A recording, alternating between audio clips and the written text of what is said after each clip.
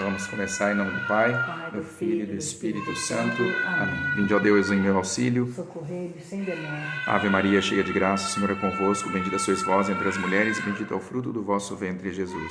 Santa Maria, Mãe de Deus, rogai por nós, pecadores, agora e na hora da nossa morte. Amém. Auxílio dos cristãos. Rogai por nós. Ave Maria, cheia de graça, o Senhor é convosco. Bendita sois vós entre as mulheres e bendito é o fruto do vosso ventre, Jesus. Santa Maria, Mãe de Deus, rogai por nós, pecadores, agora e na hora da nossa morte. Amém. São Bento, Rogai por nós. Doutor Angélico, Rogai por nós. São José.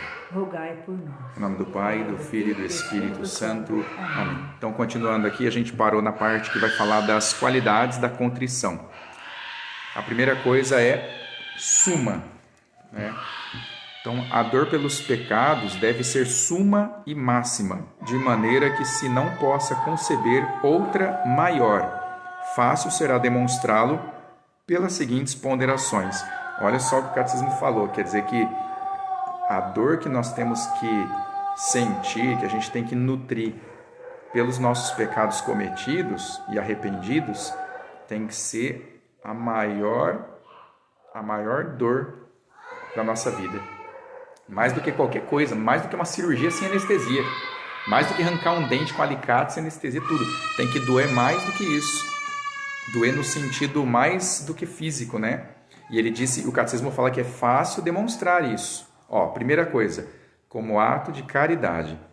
A contrição que a gente viu semana passada, que é, na verdade, esse coração que se mói, né? Que se esfarela no arrependimento, na dor. Então, a contrição perfeita é um ato de caridade, nascido do temor filial.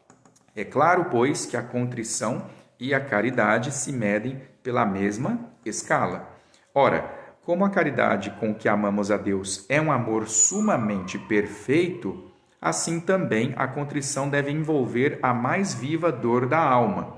Se devemos amar a Deus sobre todas as coisas, devemos, pela mesma razão, detestar, acima de tudo, o que nos traz inimizade com Deus. Então, a gente pode pensar aqui, gente, que se o pecado é justamente, por excelência, aquilo que rompe a nossa amizade com Deus, né? Aquilo que rompe o nosso vínculo com Deus, não é difícil nos convencermos de que devemos odiar com toda a nossa força, com tudo que nós temos, esse pecado, porque justamente é ele que vai contra o nosso maior bem, né? Que é o próprio Deus, que caritas est, Deus é amor.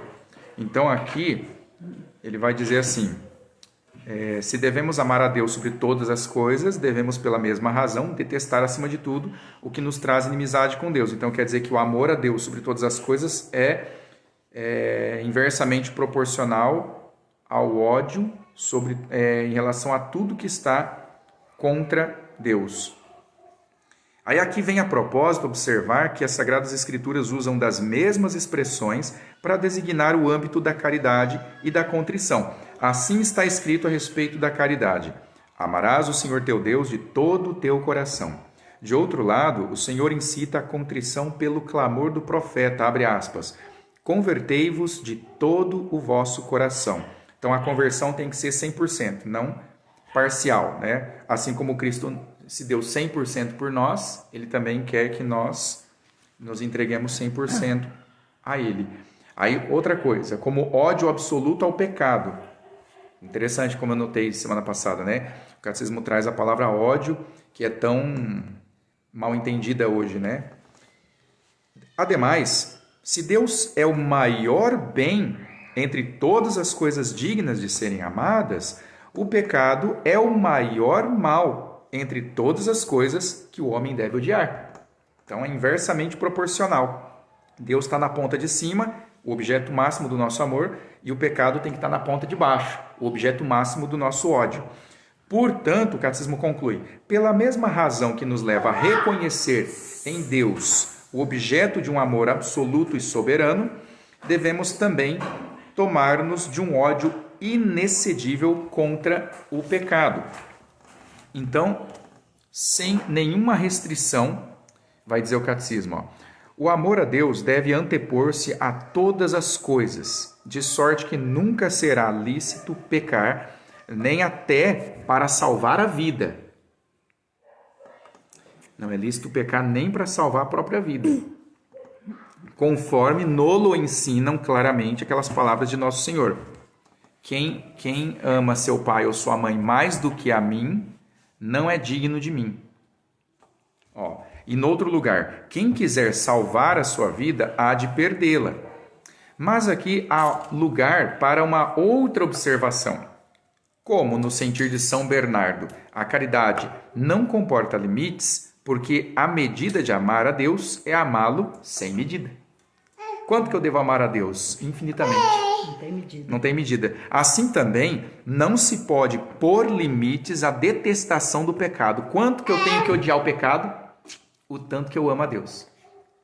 Por isso que o mundo moderno ama o pecado e odeia a Deus. Porque quanto menos você conhece a Deus, e logicamente você vai amar menos. E amando menos a Deus, você detesta menos o pecado também. Por isso que hoje a roupa feminina está tão escandalosa em relação à prudência, à modéstia. Por isso que o jeito de proceder na vida social, na vida, os valores, a catolicidade da própria igreja está tão assim enfraquecida. Porque quanto menos se conhece a Deus, menos se odeia o pecado. E aí é uma coisa natural, que daí as pessoas ignorando completamente Deus, como disse Nietzsche, Deus está morto, porque Nietzsche observou que na sociedade Deus não tinha mais função social. Deus não era mais prático, igual antigamente, que para plantar, para colher, pensava em Deus. O homem começou a ver que a colheitadeira colhe do mesmo jeito. Faça chuva ou faça sol, o adubo faz efeito. A química da ciência faz efeito, sem rezar, não precisa rezar. Por exemplo, eu não preciso rezar para Deus mandar um clima agradável, eu ligo o ar-condicionado. Então eu começo a me sentir Deus. E se eu me sinto Deus, para que preciso de um Deus? Aí Nietzsche vai dizer, se existe Deus, como eu vou suportar não ser um? Como eu vou suportar não ser um Deus, se ele existir? Então ele já quer disputar. E essa frase do Nietzsche é sintomática, porque quem é que quis ser como Deus? Então, é como se ele tivesse fazendo o papel demoníaco, né? Enquanto anticristo. Inclusive ele tem um livro chamado Anticristo, né? Por incrível que pareça, é uma coisa bem às claras, né? Ele não faz questão de ocultar o seu anticristianismo. Então ele diz aqui, ora, esta não só deve ser máxima em sua extensão, mas também tão vibrante em sua eficiência, que exclua qualquer sinal de inércia e indiferença. Pois assim está escrito no Deuteronômio, quando buscares o Senhor teu Deus, encontrá-lo-ás, contanto que o busques de todo o teu coração e com toda a angústia de tua alma. E no profeta Jeremias, abre aspas, buscar-me-eis e haveis de achar-me, se me procurardes de todo o vosso coração. Então, deixar-me-ei encontrar por vós, diz o Senhor. Então, Deus só se revela, só se manifesta, só faz amizade com aqueles que fazem um pacto de entrega total com Ele. Por isso que os santos viram a Deus, eles perceberam Deus de uma forma clarividente, uma forma assim, mais do que óbvia na vida deles, porque eles estavam totalmente entregues a Deus. E por que nós, no nosso dia a dia, a gente não percebe isso? A gente é engolido pela correria da semana, do trabalho, dos compromissos, porque a gente não fica entregue 100% a Deus. Aí a gente fica assim, meio que num ponto cego. Parece que Deus me abandonou, parece que não houve minha oração. Aí fica parecendo que Deus é uma espécie de instância do STF que está longe e eu tenho que ficar mandando carta para esperar, sabe-se lá quando vai vir uma resposta. Como se Deus fosse uma coisa difícil de alcançar. Mas quem faz isso sou eu mesmo no pecado, porque daí eu peco, não rezo bem, não medito bem, não faço as coisas que Deus quer que eu faça, naturalmente Ele também não se dá a mim. Então é isso que Ele está dizendo. Buscar-me-eis, ou seja, você vai me buscar, disse Deus. E você vai me encontrar, e a vez de achar-me, se, olha a condição que Deus dá, você vai me encontrar, se me procurar de todo o vosso coração, ponto final. Só assim. Você só vai achar Deus se buscar de todo o coração. Aquele que busca Deus 20% nunca vai achar Deus. Porque ele mesmo diz que ele só vai deixar se encontrar se a gente procurar a Deus de todo o nosso coração. E quando fala todo, não tem exceção. Não tem aqui concessão também. Né? Não existe assim um jeitinho. Mas às vezes Deus tem dó da pessoa que busca e na fraqueza dela ela cai e não consegue se entregar 100%. Bom, mas se ela não se entrega 100% é porque ela realmente não quer 100% Deus. A vontade e a inteligência de cabe. Então a gente precisa rezar nesta intenção, canalizar a nossa oração, pedindo para que o próprio Deus coloque na nossa alma, na nossa vontade, essa inclinação de se entregar 100% a Ele. Porque Ele diz, então deixar-me-ei encontrar por vós. Ele vai se deixar encontrar. Ele está parado, Deus não se mexe. Ele está parado, é a gente que não consegue ver. Então, aí diz nosso Senhor Jesus Cristo nas bem-aventuranças, felizes os pobres. Não, felizes os puros de coração, porque verão a Deus. É com os olhos que vão ver? Deus não é visível, Deus é espírito. Como que eles vão ver a Deus? Eles vão ver na natureza, na criação e na imagem e semelhança que é o próximo. Eles vão ver Deus. Eles vão ter certeza que o homem é a imagem e semelhança de Deus, que isso não é uma metáfora, não é um faz de conta poético, não é uma linguagem figurada. Eles vão se olhar no espelho e ter certeza que aquela fisionomia, aquele fenótipo, aquela característica natural, a natureza humana, é a imagem e semelhança de Deus. Com uma certeza maior do que 2 e 2 são 4. Porque a fé é mais certeza do que a razão. Né? Aí ele diz, então a contrição tem que ser sincera, letra B, né? Embora não consigamos, talvez, uma contrição absolutamente perfeita, o catecismo reconhece, talvez a gente não consiga, nem sempre dá certo. Ainda assim, pode a contrição ser verdadeira e eficaz. Posso não ter 100% de arrependimento, de contrição, mas mesmo assim o catecismo diz que o meu arrependimento pode ser verdadeiro e eficaz. Ele pode conseguir lucro diante de Deus, mesmo assim, porque Deus é tão bom que tem isso também. Acontece muitas vezes que as coisas sensíveis do mundo material, por exemplo, nos calam mais no sentimento do que as coisas espirituais. Assim, portanto, há pessoas que pela morte dos filhos experimentam uma dor mais sensível do que pela torpeza do pecado. Então é a mãe que perdeu o filho numa enchente, num assassinato, ela sofre mais, ela sente mais dor no coração dela naquele momento do que pelo próprio pecado que ela cometeu. Então, às vezes, ela cometeu um pecado mortal, e o que acontece? Ela cometeu aquele pecado mortal e ela não sente aquela contrição, aquela dor, mas o filho que morreu, ela sente mais dor do que o pecado. Quando, na verdade, a morte do filho comparada com o pecado, não tem nem comparação. Porque a morte do filho dela é indiferente para ela ser salva ou ir para o inferno. Quer dizer, pode até pior, né? Pode ser que contribua para a pessoa ir para o inferno, se apegar demais ao ser humano. É que tudo passa, né? Tudo passa. A morte... E essa morte física aqui, todo mundo vai morrer. E o pecado mortal é a morte... Total, né? É a morte total, é a morte da alma. Se você morrer em pecado mortal, tchau, adeus, né? Então, o que acontece? Tem que ser sincera. Embora não sensível, né? Então, o que acontece? Aí, olha só, aplique-se o mesmo princípio quando as lágrimas não acompanham a veemência da contrição. Sem embargo, são elas desejáveis e muito recomendáveis na penitência, conforme o declaram as incisivas palavras de Santo Agostinho, abre aspas, não tens entranhas de caridade cristã se choras um corpo de que a alma se separou e não choras uma alma da qual Deus se apartou.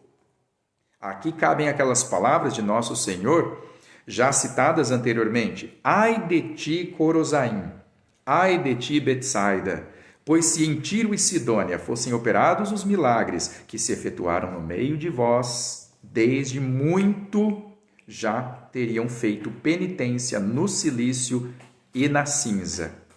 Olha aí, está pegando muito na questão da dor, né? A dor autêntica. Aí vem o corolário do catecismo, o valor das lágrimas, porque hoje em dia, com essa era sentimental, totalmente voltada para o culto do corpo, né?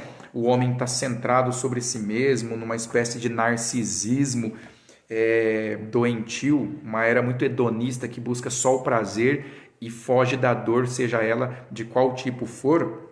Então, penitência nem pensar, né? Mortificação menos ainda. Então, a gente olha aqui que os movimentos internos da igreja buscam muito as lágrimas por uma influência meramente psicológica, ou seja, por uma indução durante momentos de oração coletiva. A gente vê muito isso nesses movimentos de caráter pentecostal e neopentecostal. E o catecismo vai falar do valor das lágrimas, porque não é que você não deva chorar, né? Não é condenando o choro, né?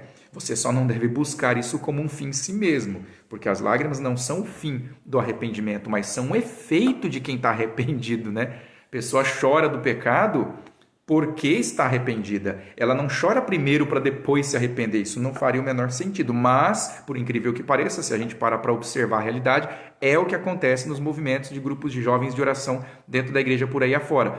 Eles começam com um violãozinho choroso, com umas notas românticas, para induzir o sentimento dos jovens. Aí eles começam a chorar. Às vezes nem sabe por que está chorando, porque é uma questão puramente psicofísica, né? Envolve a lei da psicologia e a influência da música, etc. e tal. E aí, depois daquele momento de choro, que um condutor, um palestrante, um pregador, sei lá, começa a injetar o conteúdo doutrinário. Aí vai falar de alguma coisa da igreja, vida de santo, ou seja lá o que for. Mas isso aí é o caminho inverso, né? Nenhum santo seguiu por este caminho, se a gente for analisar, né? E se seguiu é uma coisa assim bem pontual e muito em caráter de exceção, né? Mas a regra nunca foi essa. Então aqui diz assim: no entanto, para comprovar o valor das lágrimas, bastam os preclaros exemplos dos ninivitas, de Davi, da mulher pecadora, do príncipe dos apóstolos. Todos eles imploraram com muitas lágrimas a misericórdia de Deus e conseguiram o perdão de seus pecados. Então essas lágrimas aqui foram fruto de uma prostração, de clamar a misericórdia de Deus, né? Aí vem a letra C, geral ou universal. Então, com toda a instância, é preciso exortar e advertir os fiéis a que façam um ato de particular contrição para cada pecado mortal que tiverem cometido. A gente tem que fazer um ato de particular contrição. Assim descreve Ezequias a contrição, quando diz, abre aspas, em vossa presença repassarei pela lembrança todos os meus anos na amargura da minha alma. Então não é para ficar esquecendo o pecado mortal que a gente já confessou, mas também não é para ficar remoendo com remorso. Aqui eu acho que ficou claro, né? Que essa questão de lembrar é para a gente nunca perder de vista quem somos diante de Deus, para a gente ter um currículo da nossa caminhada, um currículo de sujeira. Fala assim, ó, eu sou essa porcaria aí. Ó, lá no passado, tá? Aquilo lá Deus passou a borracha, mas não deixo de ser passível de cair de novo. E como eu posso cair a qualquer momento, eu vou manter na minha memória fresquinha todas aquelas atitudes pecaminosas minhas. Não como algo que não foi perdoado, mas como uma cicatriz que mostra assim, o aprendizado. Fala, olha, eu nunca mais devo relar naquele lugar, porque olha só o machucado que isso me fez. Né? Como a pessoa que aprendeu a não pôr a mão no fogo porque queimou. Então a gente vai ter esse monte de cicatrizes que são os pecados que cometemos, principalmente os mortais. E aí o catecismo está dizendo, ó, mantenha estes pecados na sua memória, como o Ezequias disse aqui, ó, em vossa presença repassarei pela lembrança todos os meus anos na amargura da minha alma. Por isso que a missa é um evento essencialmente triste, não é festa. A missa a gente vai chorar os pecados lá, porque a gente vai lá implorar para entrar no céu. E ninguém implora para entrar no céu com oba-oba e bexiga e pula-pula. Ninguém vai implorar para Deus, que é o justo juiz, todo-poderoso, terrível, um fogo abrasador que devora tudo, Ninguém vai implorar com uma cara de palhaço, dando risada e eba, eba, vamos aqui, né? Como muitos têm feito parecer. Isso aí só desvirtua, né, o caminho da piedade. Pois revolver todos os anos é examinar cada um de nossos pecados. Ó, examinar, igual o médico, né? Examinar, para nos arrependermos deles. Em Ezequiel também está escrito: se o ímpio fizer penitência, olha a condição, se o ímpio fizer penitência de todos os seus pecados, terá a vida. Nesse mesmo sentido, recomendava Santo Agostinho, dizendo: o pecador deve considerar a qualidade de seu pecado pelas circunstâncias de lugar, de tempo, de espécie e de pessoa. Olha o que Santo Agostinho nos aconselhou fazer, hein? Pegar o nosso pecado e considerá-lo. O que é considerar o pecado? É você parar, tá tomando banho, tá fazendo alguma coisa, ou então vai até um genuflexório, um altarzinho particular ali, ou vai à capela, ou vai ao Santíssimo, seja lá o momento de oração em que a gente se encontrar. Mas está naquele momento, ó, considerar o pecado. O que é considerar o pecado? Ele já disse aqui, ó, é pegar o pecado na memória e pensar quais foram as circunstâncias de lugar onde eu pequei esse pecado. Onde foi? Será que o lugar onde eu pequei vai agravar o meu pecado? Talvez eu roubei. Eu roubei. Foi dentro de casa, foi na esquina da minha casa, foi num setor público, ou foi dentro da igreja. Eu roubei dentro da igreja, aí o pecado é maior. Eu roubei dentro da casa de oração de Deus. Olha a diferença. Cristo fez um chicote por causa dos vendilhões no templo. Por que ele não fez um chicote na esquina? Quando o povo estava vendendo os mesmos passarinhos na esquina. Porque na esquina é lugar de vender. Lá tá certo, lá pode. Até às vezes nem é certo, porque muitas vezes aqueles vendedores eram gananciosos, ambiciosos, eram pessoas assim, pessoas avarentas, né? Mas Cristo não foi condenar eles na avareza deles lá fora. Mas dentro da casa de Deus, aí não. Então quer dizer que aquele pecado de vender passarinho, pardal, sei lá o que, dentro do templo é um pecado muito maior do que cometer um pecado de avareza fora da igreja. Porque o mesmo avarento peca mais dentro da igreja do que fazendo avareza fora da igreja. Lógico, né? Então aqui Santo Agostinho fala, ó, considera o teu pecado. Pensa onde você pecou, quando foi que você pecou, em que idade você estava, né? Que espécie de pecado que foi? E de pessoa, né? Tudo isso é importante pra gente, ó. Aí vem o corolário. Motivos de confiança. Mas com isso, não devem os fiéis perder a confiança na infinita bondade e misericórdia de Deus. Jamais, né? Levado pelo mais ardente desejo de salvar-nos, Deus não faz delongas em nos dar o perdão e com amor paternal acolhe o pecador, desde que este caia em si, ou seja, se liga, né? Cai a ficha que pecou e se converta ao Senhor, detestando, em geral, todos os pecados, com a intenção de recordá-los mais tarde, na medida do possível, para detestar cada um deles em particular. Porque na confissão você não vai ali parar em um pecado só, você vai confessar todos de que você se lembra. Mas você já tem que ter intenção, o catecismo está orientando a gente a ter uma intenção íntegra de depois de sair do confessionário com a absolvição, parar, reservar um momentinho para cada um daqueles pecados. Falar, hoje eu vou pensar naquele, hoje eu vou considerar. E nesse momento, qual que é o objetivo que o catecismo dá para isso? É para a gente detestar esse pecado. Porque é quando a gente detestar o pecado que Deus vai dar o perdão perfeito para a gente. Porque não tem perdão se eu não estou arrependido. E eu não estou arrependido se eu não odeio o pecado. Porque se eu tiver um amorzinho com aquele pecado, um namoro com ele, é igual um adultério, a pessoa não se arrependeu, ele vai continuar com a amante. Ah, você me traiu, me perdoa. Aí ele pede perdão e a esposa fala, eu te perdoo. Só que no coração dele ele ainda não está arrependido. Ele ainda gosta da pessoa, ainda está pensando na semana que vem lá na casa dela de novo. Ué, então a esposa não pode perdoar. Ela não pode perdoar esse marido. Se ela souber, lógico, né? Se ela souber que ele está com intenção. Se ele falar para ela assim, olha, eu peço perdão dessa vez. Aí ela fala assim, mas você não vai fazer de novo? Ele fala assim, eu não sei. Não sei não, hein? Então não tem meu perdão, porque você não está arrependido. Então, não é que eu não quero te perdoar. É que você não quer o perdão. Você não quer o perdão. Se você quisesse, você estaria detestando o adultério cometido. Estou dando um exemplo do adultério, porque toda vez que a gente peca, nossa alma, que é a esposa do Espírito Santo, porque ele vem fazer morada em nós, né? E vários santos falam que a nossa relação com Deus é quase que uma relação matrimonial da alma com Deus, que ela tem um casamento, né? Inclusive tem o Cântico dos Cânticos, sempre faz essa analogia de casamento, mas ali não é uma mulher simplesmente, né? A sulamita, a mulher de carne e osso e o homem de carne e osso. A mulher ali, a pomba e o pombo, é a alma e Cristo. Então essa relação amorosa que é descrita ali é uma relação de amor da alma, é a noiva, né? Então toda vez que a gente peca, a gente comete adultério com Deus. A gente trai Deus. E ele só vai reatar esse casamento conosco se a gente realmente não quiser mais o nosso amante, que é o pecado. Se a gente não pular a cerca com Deus. Porque toda vez que a gente mente, peca, assim, a gente está pulando, está saindo do nosso escopo de santidade. Daí ele diz aqui, a maldade do ímpio, diz o profeta, né? Não o prejudicará a partir do dia em que se converta de sua impiedade.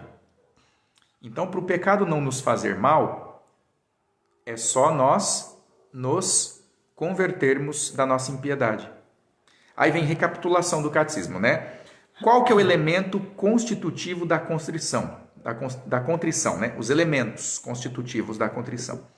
Desta exposição, podem os padres concluir quais são, antes de tudo, as condições necessárias para que haja verdadeiro arrependimento. E devem esmerar-se na explicação desta matéria ao povo cristão, para que todos conheçam por que meios poderão chegar ao verdadeiro arrependimento e tenham, ao mesmo tempo, uma norma para julgarem quão longe estão ainda da perfeição desta virtude. Então, os padres têm que nos explicar isso aqui para a gente ter uma medida, para a gente ter um critério, um parâmetro, para a gente poder nos julgar. Será que eu estou bem ou mal arrependido? Eu tenho que saber. Eu vou depender de Deus para saber? Eu que tenho que saber o quanto que eu estou arrependido. Não tem que jogar para Deus. Ó, Senhor, vê aí o quanto que eu estou arrependido. Eu estou confessando aqui com o padre, mas o Senhor vê se eu estou bem arrependido ou não. Claro que não. É nosso dever fazer exame de consciência e saber o quanto que nós estamos detestando o nosso próprio pecado. Aí que está o X da questão, né? É nosso dever. Aí vem a letra B. Detestação dos pecados. Aqui é a letra A do número 3, melhor dizendo. Os primeiros requisitos, o primeiro requisito, qual que é? Para a gente detestar o pecado, hein? Bem concreto agora, ó. É aborrecer e detestar todos os pecados cometidos. Primeira coisa, né? Aborrecer e detestar. Se nos arrependêssemos só de alguns, nossa penitência seria falsa e simulada e não teria efeito salutar. Salutar vem de salvação, essa palavra, né? Salutar. Aplicam-se nesse caso as palavras de São Tiago apóstolo.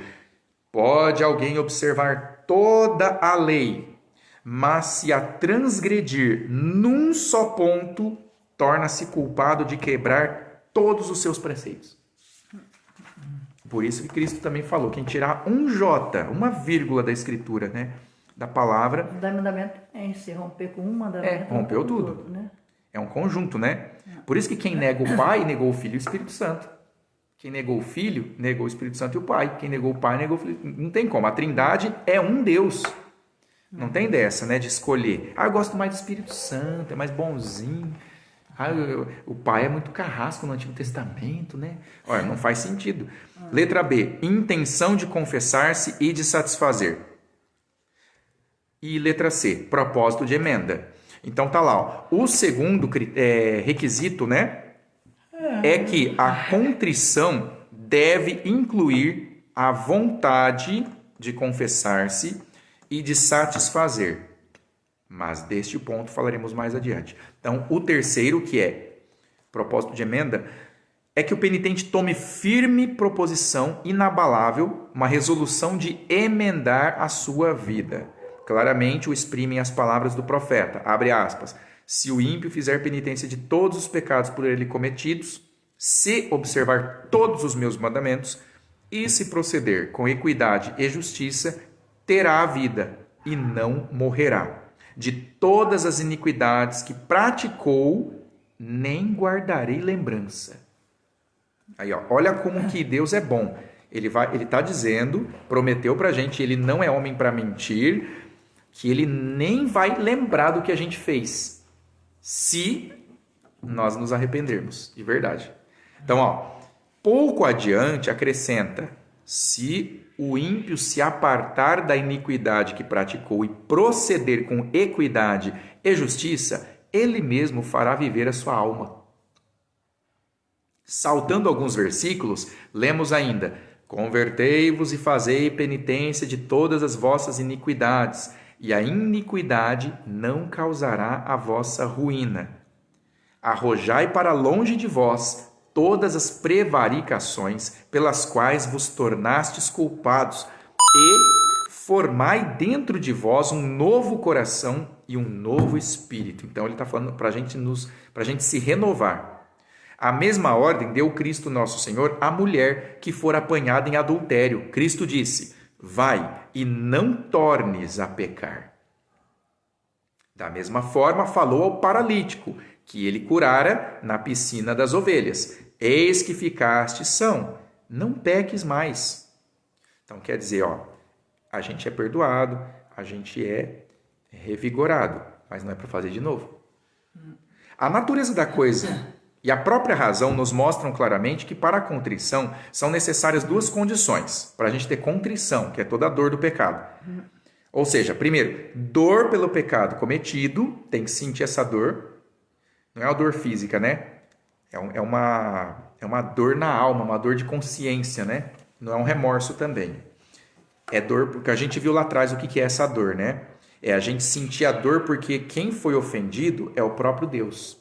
Essa é a dor que a gente tem que sentir. E outra condição, previdente resolução de não tornar a cometê-lo. Então tem que ter uma dor e tem que ter uma resolução. Você tem que ter resolvido de uma vez por todas não voltar a cometer. Então é simples, mas não é fácil. É simples de entender. Olha como é fácil Deus passar uma borracha na nossa alma, no nosso coração, e a gente ficar puro como um santo. É facinho de entender. Mas praticar isso aqui parece que tem um abismo, parece que é quase impossível, porque a gente entende o que é o arrependimento, mas essa parte de resolução de não voltar a cometer, talvez a gente pode deixar a desejar, né? Cada um pode falar por si o quanto que isso é mais ou menos difícil de fazer. Mas tá aí. Aí vem a letra D. Intenção de reparar e restituir. A gente tem que ter uma intenção. Reparar a Deus. A gente tem que pagar para Deus isso aí. Não é bem assim que Cristo pagou pelos nossos pecados na cruz e a gente tá de boa, né? Tá com o bilhete pago, eu não preciso fazer nada. Não é assim, Mas a estas duas condições deve unir-se necessariamente a obediência, pois é justo que o homem obedeça à lei a que está ligado, seja ela lei natural, divina ou humana. Por conseguinte, se o penitente tirou alguma coisa de seu próximo por violência ou por fraude, está obrigado a restituir. Ele tem que ir lá e devolver, ou tem que cobrir o que faltou lá. Da mesma forma, deve dar satisfação mediante qualquer serviço ou benefício quem lesou a fama ou a vida de outrem, por atos e palavras. Tornou-se sentença vulgar o que a respeito escreveu Santo Agostinho. Olha o que ele disse: não se perdoa o pecado sem se restituir o roubado. Aí vem a letra E. Perdão das ofensas. Entre outros mais, é requisito essencial para a boa contrição que não haja menos cuidado e diligência em perdoarmos plenamente todas as afrontas recebidas de nosso próximo. Nós temos que perdoar o próximo. Esta é a ordem formal de nosso Senhor. Se vós perdoardes aos homens as suas ofensas, também o vosso Pai Celeste vos perdoará os vossos pecados.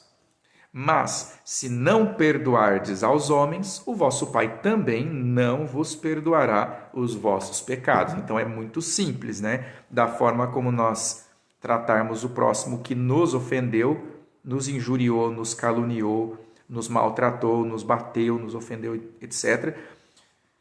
Se nós não perdoarmos, Deus também não faz conosco, né? A mesma coisa. E não existe ofensa, não existe nada de mal que alguém possa nos fazer que seja pior do que o pecado que a gente cometeu contra Deus.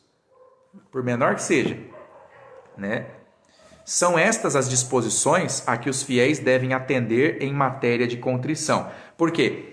Vamos supor, uma pessoa tentou nos assassinar. Ela nos odeia e tentou nos assassinar. Nós vamos ficar com muita raiva dessa pessoa. A gente vai querer que ela pague uma cadeira elétrica, que ela morra, quando a polícia pegar ela, né, e a gente sobreviver. Só que Cristo pede para a gente perdoar essa pessoa, porque isso que ela tentou fazer com a gente não é nada perto do nosso pecado mortal para com Deus. E Ele perdoa a gente. Então, quem somos nós? Quem a gente pensa que é para olhar com ódio para essa pessoa e falar assim, eu nunca vou te perdoar pelo que você fez. Jamais, você tentou me matar. Olha, não, isso aí não tem cabimento. Beleza. Só que daí Deus vai dizer o que na parábola? Tinha um patrão e tinha duas pessoas. Um devia 100, outro devia 50. Aí quem amou mais? Aquele que devia mais. Aí tinha um que o patrão perdoou. E esse que o patrão perdoou tinha um funcionário que devia para ele. Aí ele foi perdoado, ele implorou para o patrão, me perdoa essa dívida, eu não vou ter como. Ele falou, tá bom, tá perdoado. Aí ele tinha um funcionário também que devia para ele, alguma pessoa que devia para ele. E ele não perdoou. Ele exigiu ainda, falou, não, você tem que me pagar, você tem que me pagar. Ele quis ser justo, você tem que me pagar, tem que me pagar. Aí obrigou. O que aconteceu? Caiu no ouvido do patrão. Aí ele chamou ele de novo, vem cá, como é que é a história aí? Você me implorou de joelhos, fez toda uma cena, parecia uma criança berrando no meu pé aqui, e eu te perdoei, tive misericórdia de você.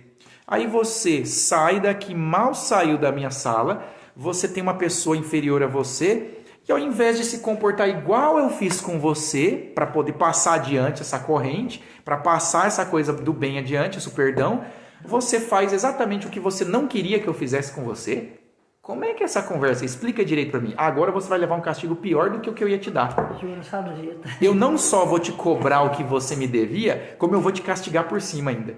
Você não só vai ter que me pagar, mas você vai levar.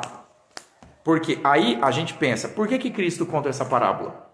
Quem que é o patrão? É Deus. Quem que é o primeiro devedor? Somos nós. Quem que é o funcionário desse patrão? É quem nos ofendeu. Nossos irmãos. É os nossos irmãos que nos ofenderam. Então, aí a gente vai lá, é muito fácil reter o pecado dos nossos irmãos que nos ofenderam. É muito fácil, a gente retém.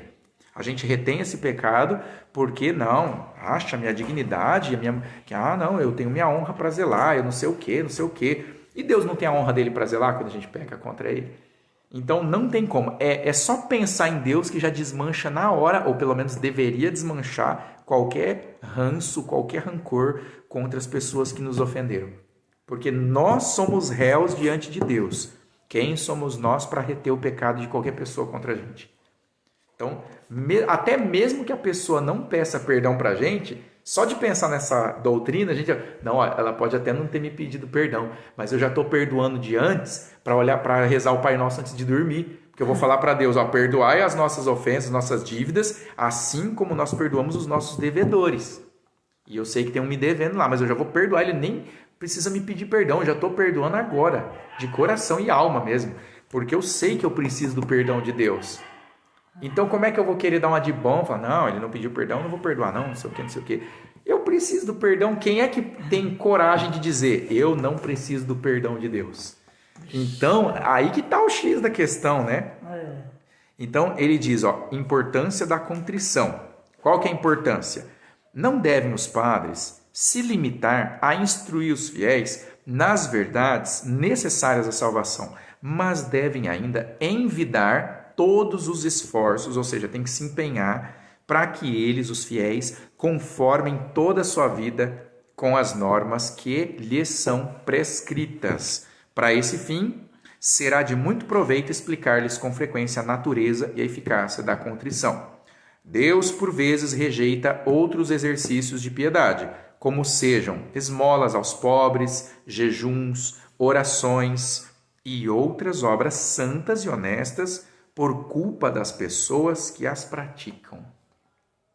Mas é certo que a contrição nunca pode deixar de lhe ser agradável e bem aceita, porque, diz o profeta, não desprezareis, ó Deus, um coração contrito e humilhado.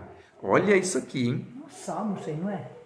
Aqui é o que é Salmo 50, o verso 19. Aqui, ó, o catecismo foi bem claro que Deus, por vezes, rejeita, ele não aceita esmolas dadas aos pobres, jejuns e nem mesmo orações, por culpa das pessoas que praticam essas obras. Olha só, exercícios de piedade. Mas ele nunca nega um coração contrito. Ele pode rejeitar a tua esmola, a tua oração. Você reza 1000 Ave-Marias toda noite, ele pode rejeitar, dependendo do que você está fazendo. Se você não está arrependido do teu pecado, não adiantou nada. Porque a condição para Deus nos ouvir é a contrição. É aquela coisa, né? Para poder passar para a segunda fase de um vestibular, tem que ter feito a primeira fase. E a primeira fase no vestibular do céu é a contrição. Primeira coisa que Deus olha para a gente. Tá com o coração contrito? Tá, então eu entro nesse coração para fazer morada. E aí eu vou ouvir tudo que você tem para me dizer. Porque você tá com o coração contrito, eu vou ouvir tua oração, eu vou aceitar a tua esmola, eu vou aceitar tudo que você está fazendo em meu nome, em nome da piedade. Mas você não está com o coração contrito, está rezando 50 terços por dia, não está com o coração contrito, frequenta a missa diária, comunhão diária, mas não está com o coração contrito. O que isso tudo vai valer para você? Se o que eu quero de você é um coração contrito, ou seja, você não está, de fato, odiando o pecado. A gente vê muito isso, né? É o que mais tem, é o cristão de boca, é o fariseu, por exemplo. O fariseu, ele sabe a lei de cor e salteado, mas na prática ele não segue, ele não é autêntico, ele não é fiel, ele não é sincero, ele é falso, né? Então é o que Cristo condenou. Então nossa oração tem que ir nessa direção, pedir para Deus, bater no peito toda noite, antes de dormir, ao acordar: Senhor, dai-me a contrição perfeita, Senhor, dai-me a contrição perfeita. Porque é a partir daí que eu vou ser ouvido por ti. Eu quero estar contrito, quero ter um coração arrependido. Se não for assim, não tem conversa com Deus. Então, a primeira coisa que chama a atenção de Deus, se a gente fosse até usar uma linguagem humana, a gente poderia dizer assim, ó, a única coisa que toca o coração de Deus, que faz Deus usar uma palavra, né, que parece sentimentalismo, mas não é. A única coisa que faz Deus sentir pena de nós é o coração contrito da gente. Fora isso, Deus fecha a cara pra gente e fala assim, ó, pro inferno, sai daqui, eu não te quero aqui. Quem não tem coração contrito nem adianta. Tem pessoas que cometeu adultério e continua rezando. Tá gostando. Continua rezando, vai na missa, comunga. Comunga, vai lá, é ministro da Eucaristia, é não sei quem, trabalha e tá lá no adultério, tá lá na bebedeira e gosta do pecado. Gosta como um animal de estimação que trata todo dia. Dá raçãozinha na hora, aguinha ali no potinho d'água, da mesma forma trata o pecado. Não está contrito, não está arrependido. A gente pode julgar esse padrão de pessoa pela gente mesmo. Quem que daria salvação para essa pessoa? Se você fosse um juiz? Ué, eu não daria. Falar, não, mas eu não vou dar, porque a condição é a pessoa querer. Se não tiver com o coração contrito, ela não está querendo, ela não é sincera. Não quer de verdade, né? Então, nós precisamos querer a salvação a partir da contrição, que vai ser a nossa porta de entrada no céu.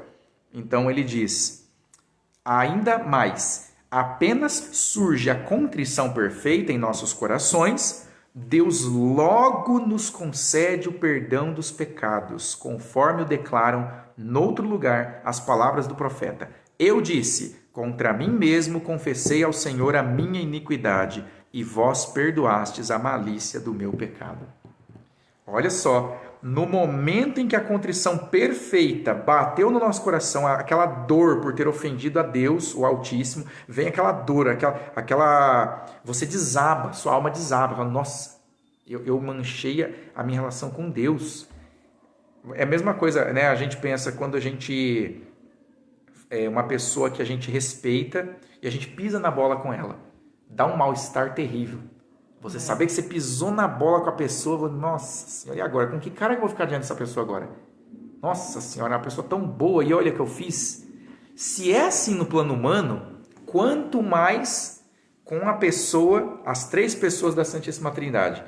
Como que a gente não tem que ficar? A nossa moral com ela, o nosso bem-estar com Deus. A gente tem que sentir bem-estar? Não, a gente tem que ficar em mal-estar. Assim, nossa, eu tô sem moral com Deus. Eu tenho que me humilhar para Deus. Eu tenho que me humilhar. Então, O catecismo foi bem claro. Na hora que bater essa contrição, essa humilhação, naquele mesmo momento, Deus nos concede o perdão dos pecados. E aí só nos resta procurar o sacramento da penitência para passar o selo, né? Passar na cancela ali. E, Deus, desta verdade, vemos uma concretização nos 10 leprosos que Nosso Senhor enviara aos sacerdotes e que ficaram livres da lepra antes de lá chegarem. Olha só, antes de chegar lá já estava livre da lepra. Antecipou, né?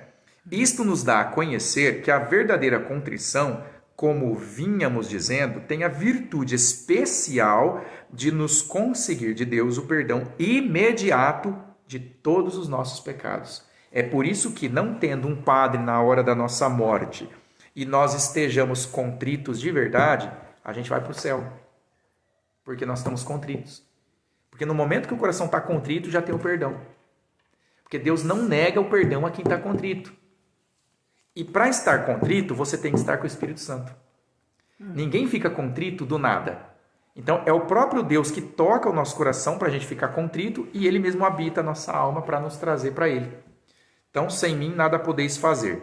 Por isso que a gente tem que rezar, pedindo a contrição, porque é Ele que vai dar a contrição para a gente. Do nosso lado, é impossível você fazer uma técnica aí, um mantra, alguma coisa psicológica para ter contrição. Ah, não, vamos fazer um exercício de contrição aí. Todo mundo fala a sílaba A, B, C, não sei o quê, respira 37 vezes, dá 3 pulinhos, olha para trás, faz um ritual aí, e aí você vai ter contrição. Impossível, isso aí não existe. O que existe é o Espírito Santo nos toca e nos dá essa passagem para o arrependimento. Né? Tem que pedir então, pedir e recebereis. E aí ele diz, prática da contrição, exame diário de consciência. Então, o exame não é marcar uma vez por mês. Eu vou fazer exame de consciência uma vez por mês. O certo é todo dia, porque a gente pode morrer a qualquer momento. Não é só uma vez por mês que a gente vai... vou morrer só no final do mês? Não, talvez não.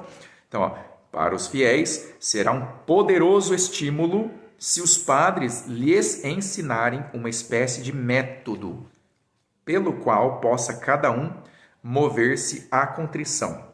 Nesse sentido, importa exortá-los a que todos examinem a miúde a própria consciência, vendo se observaram os mandamentos de Deus e da Igreja. Então aqui, ele falou método, né?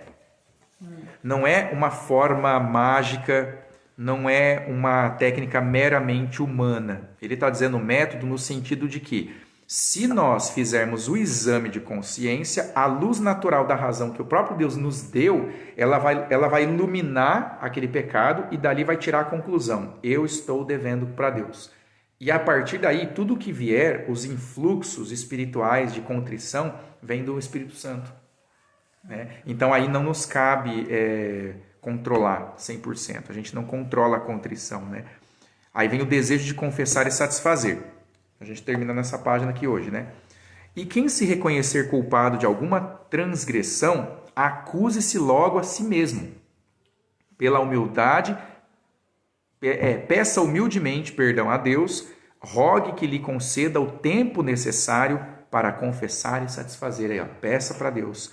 Antes de tudo, peça também os auxílios da divina graça para não recair nos mesmos pecados que tanto lhe pesa haver cometido.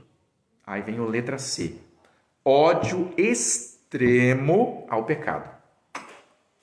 Em seguida, os padres farão por incutir nos ânimos dos fiéis um ódio extremo contra o pecado, não só pela sua indizível infância e torpeza, mas também pelos gravíssimos males e danos que nos acarreta. Com efeito, o pecado subtrai-nos a amizade de Deus, de quem recebemos os maiores bens e de quem podemos esperar e conseguir outros muito maiores. Sujeita-nos, pelo contrário, à morte eterna e faz-nos sofrer perpetuamente os mais dolorosos suplícios. Então, motivo de sobra para nós detestarmos os pecados.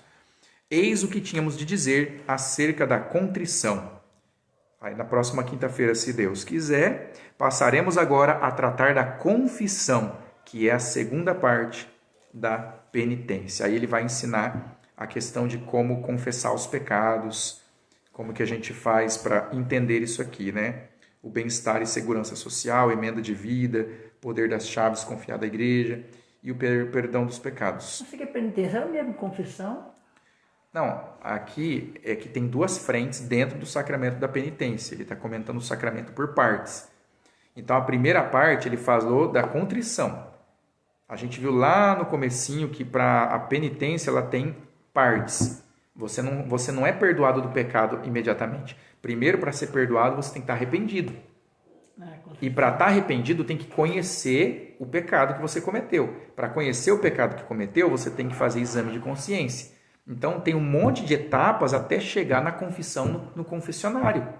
Você não vai simplesmente, pequei, vou para o confessionário. Você vai fazer uma confissão muito meia boca, uma confissão de meia tigela. Você tem que chegar no confessionário ciente do quão grave foi o seu pecado, se foi venial, se foi mortal. Por isso que Santo Agostinho lá atrás falou, considera o pecado. Considera, né? Então, a gente vai ver isso aí semana que vem. Vamos rezar para terminar, né? Em nome do Pai, e do Filho, e do Espírito Santo. Amém. Ave Maria, cheia de graça, o Senhor é convosco. Bendita sois vós entre as mulheres, e bendito o fruto do vosso ventre, Jesus. Santa Maria, Mãe de Deus, rogai por nós, pecadores, agora e na hora da nossa morte. Amém. Auxílio dos cristãos, rogai por nós. Ó doce coração de Maria, seja a nossa salvação. Sagrado coração de Jesus, confio e espero em vós. Santo Tomás de Aquino, rogai por nós. São José, rogai por nós. São Pio V e São Pio X, rogai por nós. Todos os anjos e santos de Deus, intercedei por nós que recorremos a vós. Estivemos unidos e permaneceremos unidos, em nome do Pai, do Filho e do Espírito Santo. Amém. Salve Maria.